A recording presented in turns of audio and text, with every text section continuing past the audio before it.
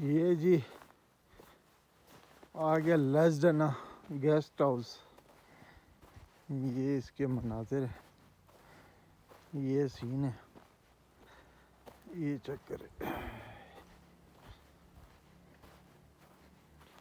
ये पीछे आए थे कौन है?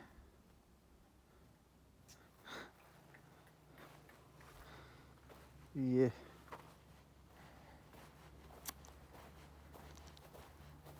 सामने पीर पंजाल का पहाड़ी सिलसिला।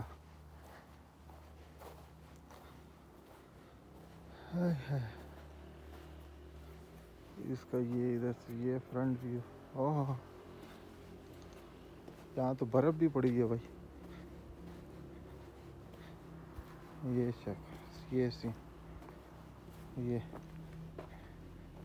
काफ़ी टाइम पहले की बर्फ़ है ये, लेकिन चूँकि यहाँ टेम्परेचर ऐसा है कि ये अभी तक पिघली नहीं है।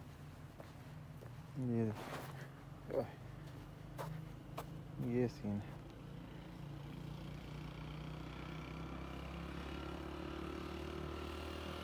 ये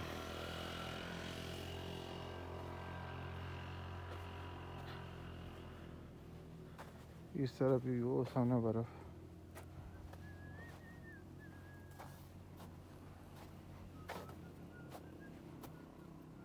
ये